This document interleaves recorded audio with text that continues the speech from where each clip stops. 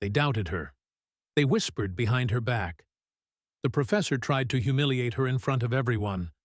But when she picked up the chalk, she did something no one saw coming. Lena Carter stepped into the lecture hall, her fingers gripping the strap of her backpack a little tighter than usual. The air inside was still yet heavy, as if the walls carried the weight of years of expectations. She wasn't new to this feeling, walking into spaces where people questioned her before she even had the chance to speak. But today, it felt different. She took her seat near the front, flipping open her notebook. Around her, students chatted in hushed voices, some exchanging glances, others scrolling through their phones. The room itself was massive. High ceilings, rows of seats stretching toward the back, a large chalkboard dominating the front. The kind of place designed to make students feel small, to remind them they had to earn their place here. Professor Daniel Grayson entered, his presence commanding immediate silence. He was a man whose reputation preceded him. Brilliant, ruthless, the kind of professor who took pride in breaking students before molding them into something stronger. But not everyone got the chance to be rebuilt. Lena had studied under pressure before. Long nights, intense problem sets, competitions where one wrong move could cost her everything. But this was different. This wasn't just about proving she understood calculus. It was about proving she belonged. Grayson placed his leather-bound notebook on the desk, scanning the room. His gaze swept past the students in designer sweaters and tailored blazers before landing on Lena. His lips curled into something that wasn't quite a smirk, but close. "Miss Carter," he said, stretching out her name just slightly, enough to make it feel like an unfamiliar word. "Let's see what you've got. Come up and solve this for us." A quiet rustling spread through the room. It wasn't just the usual movement of students adjusting in their seats. It was something else. Interest, curiosity, maybe even amusement. Lena knew exactly what this was. A test, and not just an academic one. She closed her notebook and rose from her seat, walking to the front with measured steps. She wouldn't rush, wouldn't hesitate. Any sign of nervousness would be seen as confirmation of what they already assumed. Grayson handed her the chalk, stepping aside. She stared at the equation, a multivariate function designed to trip students up, requiring both precision and intuition. Not impossible, but difficult enough to make an example out of whoever attempted it. "She's going to mess it up," someone whispered behind her. Another voice, more skeptical than cruel, "Let's see if she even knows where to start." She blocked them out. Numbers had always made sense to her in a way people didn't. The problem wasn't about whether she could solve it. It was about whether they were ready for her to. Taking a breath, she lifted the chalk and made her first mark. But she wasn't just going to solve it. She was going to change the way they saw her. The moment Lena's chalk touched the board, the room grew quieter. The occasional shuffle of paper, the faint tapping of a pen, all of it faded as eyes locked onto her. She moved with precision, writing out the first steps without hesitation. The problem wasn't just about getting the right answer, it was about efficiency. A straightforward approach would work, but Lena saw a shorter path, one that skipped unnecessary steps, one that someone who truly understood the material would recognize instantly. Professor Grayson stood with his arms crossed, watching her closely. His usual expression of controlled indifference hardened into something more focused. He wasn't just observing, he was waiting for her to slip. Lena reached the midpoint of the solution, pausing just long enough to check her work. It wasn't doubt, it was habit. She had learned long ago that people would scrutinize her every move, so she made sure there was nothing to question. The whispers that had started before had stopped. The students who had exchanged smug glances now leaned forward slightly, some adjusting their seats as if they needed a better view. She kept going. The equation unraveled before her, piece by piece, falling into place exactly as she had predicted. Behind her, someone exhaled sharply. "She's actually doing it." Another voice, lower, almost begrudging. "And she's doing it fast." Professor Grayson cleared his throat, shifting on his feet. "Make sure you're not skipping important steps, Miss Carter," he said, his voice even but edged with something sharper. Lena didn't turn around. "I'm not." A ripple of reaction moved through the class, not because of what she had said, but how she had said it. Calm, steady, absolute. She wrote her final equation, boxed the answer, then stepped back, placing the chalk on the ledge below the board. Silence. For a moment, it felt like the entire room was holding its breath. Professor Grayson stepped forward, his eyes scanning the work in front of him. He didn't speak right away. Instead, he traced the solution with his fingers, checking each transition. The longer he stood there, the clearer it became that he wasn't looking for confirmation. He was searching for a mistake. Lena watched, arms crossed, waiting. Finally, Grayson let out a short breath, his jaw shifting as he turned back to the class. "An unconventional approach," he said, "but correct." The words hung in the air, and in them was an admission that he hadn't expected to make. Then, from the back of the room, another voice spoke. "That wasn't just correct," Professor Elise Morgan said, standing up from her seat. "That was brilliant." But while one professor acknowledged her, the other wasn't ready to let this moment belong to Lena just yet. Professor Grayson's fingers tapped lightly against the podium as he processed what had just happened. His usual smirk was gone, replaced by something more rigid. He turned back to the board, glancing over Lena's work again, searching for a flaw, a weakness, anything that would allow him to regain control of the moment. The students sat frozen in their seats, their attention glued to what would happen next. Lena could feel their stares, the weight of their shifting opinions. Some had expected her to stumble, but now they were waiting for Grayson's next move. "Interesting," he finally said, his voice measured. "But let's take a closer look." Lena exhaled quietly, already anticipating his next step. When someone like Grayson lost control of the narrative, they didn't admit defeat. They redirected. He picked up a fresh piece of chalk and underlined part of her solution. "You chose to bypass the traditional method here, cutting directly to the derivative transformation." He turned, tilting his head. "Tell me, Miss Carter, why did you assume this was the best approach?" It was a subtle trap disguised as a question. He wasn't doubting her answer. He was questioning her authority to make that decision in the first place. Lena didn't flinch. "Because the traditional method introduces unnecessary steps. This approach eliminates redundant calculations and reaches the answer faster." A few students shifted in their seats. Some scribbled notes, realizing she had just explained a more efficient way to solve the problem than what they had been taught. Grayson raised an eyebrow, his expression unreadable. "And what if I told you that cutting steps can sometimes lead to miscalculations?" Lena met his gaze evenly. "It can, but it didn't." A low chuckle escaped from somewhere in the room. The tension cracked just slightly as students recognized what had just happened. Professor Grayson pursed his lips, his grip on the chalk tightening. "Confidence is commendable, Miss Carter?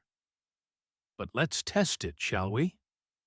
He turned back to the board and, with swift movements, wrote out another equation. This one even more complex, layered with variables, limits, and exponentials, meant to trip up anyone who dared attempt it without careful planning. He stepped aside, gesturing toward the board. "Let's see if your method holds up here." Lena didn't hesitate. She stepped forward, picked up the chalk, and studied the equation. It was difficult. That much was clear. But difficult wasn't impossible. She started writing. This time she felt the weight of the room differently. Not just expectation, but something else. Interest. Curiosity. The once dismissive glances had changed. Students who had barely acknowledged her before were now leaning forward, their pens hovering over their notebooks, waiting to see how she would approach the problem. She worked through the first set of transformations, moving with the same controlled precision as before. She didn't pause, didn't second-guess. The board filled with calculations, each line flowing seamlessly into the next. 5 minutes passed. Then 10. Professor Grayson remained silent, watching as the problem unfolded before him. Finally, Lena reached the end. She boxed her answer, capped the marker, and stepped back. She turned to face him. "That's the solution." Grayson stared at the board, his face betraying nothing, but his silence spoke louder than words. Then Professor Morgan stood from the back of the room. "That," she said, walking toward the front, "is nothing short of genius." But while the professors were processing what had just happened, the real shift was happening among the students. The energy in the room had changed. What had started as a quiet test of Lena's abilities had transformed into something else, something undeniable. The students, who had barely paid her any attention before, now sat up, their expressions ranging from intrigue to outright astonishment. Some whispered to each other, not in mockery this time, but in genuine curiosity. "Did you see that?" one murmured. "She skipped 3 steps and still got it right." Another replied, "It wasn't a guess. It was intentional." Lena could hear them, but she didn't react. She simply returned to her seat, calm and composed, as if she hadn't just flipped the entire room's perception of her on its head. Professor Morgan, now standing near the board, crossed her arms and studied the work. Not only is it correct, but she found an optimization most students wouldn't even consider. She turned slightly, her gaze shifting to Professor Grayson. "You should be impressed." Grayson's jaw tightened for just a second, so quick that most wouldn't have noticed. He cleared his throat, adjusting his tie as he stepped forward.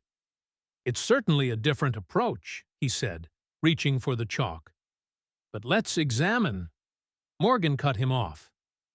"No need." Her tone was light, but firm. "I've already checked it. It's flawless." For the first time, Grayson hesitated.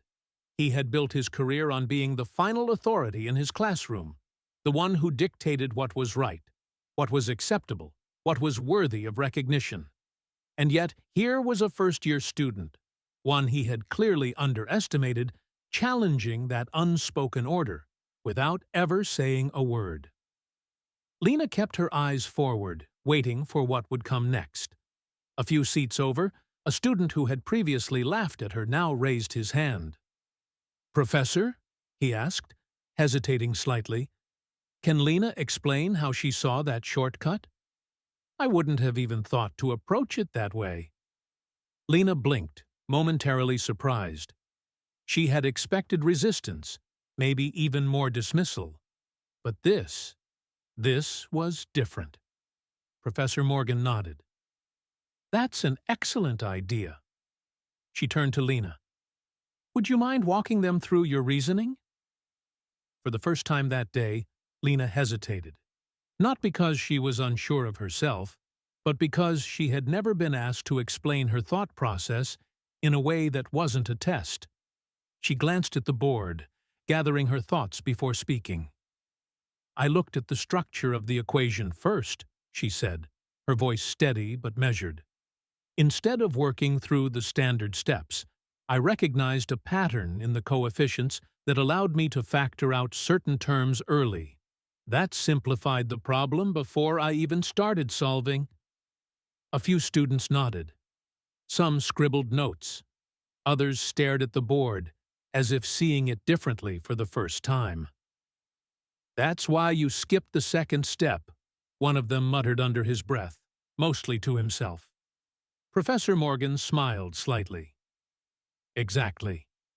Grayson remained quiet, watching the room shift around him. The students who had once followed his lead, taking his judgments at face value, were now looking at Lena in a way they hadn't before. Respect. It wasn't instant. It wasn't unanimous. But it was there, creeping in, breaking through the assumptions that had lingered when she first walked in.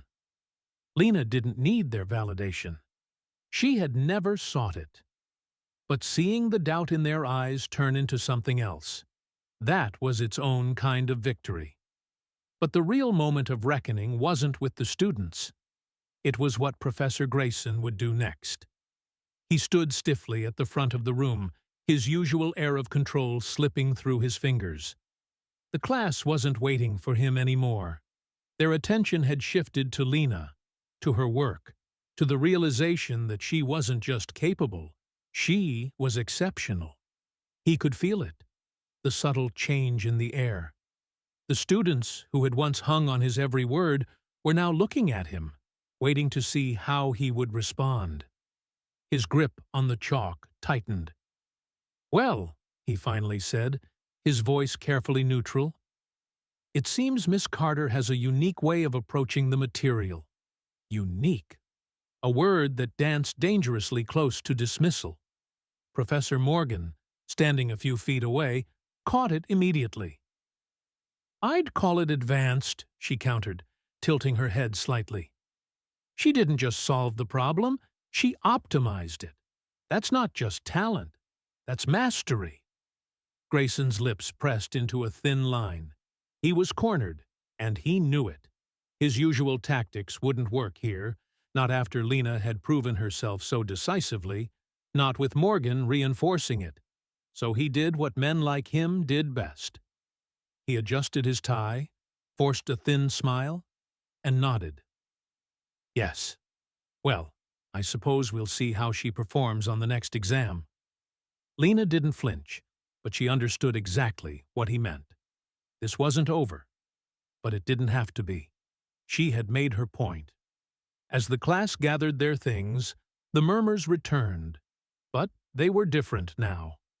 Students who had ignored her before now glanced at her with curiosity, some with admiration, others with quiet uncertainty, as if they were recalibrating their assumptions in real time. One of them, a guy who had openly doubted her earlier, hesitated as she packed her bag. "Hey," he said, rubbing the back of his neck.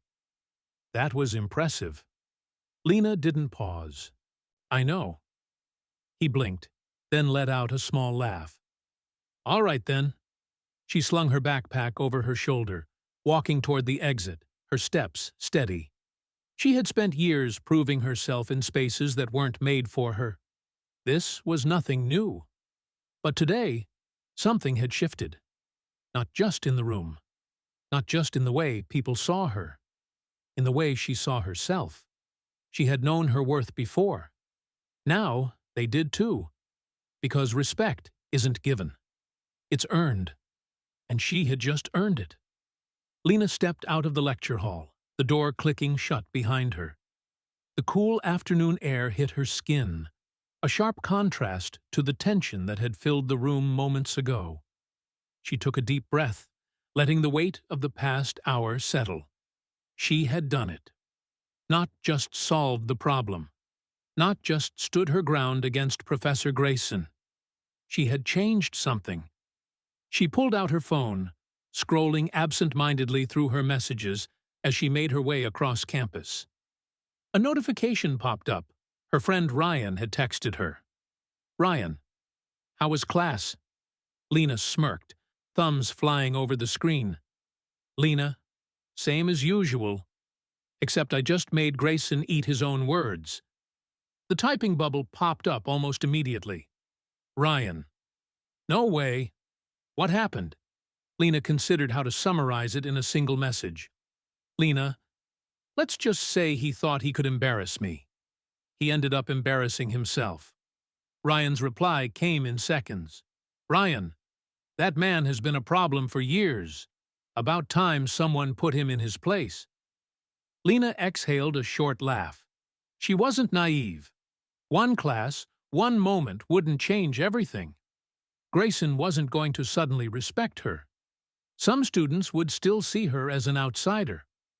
But this wasn't about them. It was about every student who would come after her. The ones who would sit in that same room, face the same challenges, feel the same weight of expectation pressing down on them. She had cracked something open today. Forced people to see her not as an anomaly, not as an exception, but as exactly what she was. Brilliant, unapologetic, unshaken. And that mattered. She slipped her phone into her pocket, her steps lighter than they had been that morning. Because respect wasn't something you waited for. It was something you demanded. And she would demand it every single time. Later that evening, unbeknownst to Lena, someone had recorded her solving the second problem. By midnight, the video had been posted to the university's STEM blog. By morning, it had gone viral, shared by students, faculty, and even alumni. The caption read, "First-year student outsmarts Professor Grayson with a revolutionary approach to calculus. Watch and learn." For the first time in years, Grayson's authority was publicly challenged. Not by a colleague, but by a 19-year-old who refused to be underestimated. And Lena? She was just getting started. If you've ever felt underestimated, let this be your reminder. Your talent speaks for itself. You don't need permission to be great. Keep pushing. Keep proving them wrong.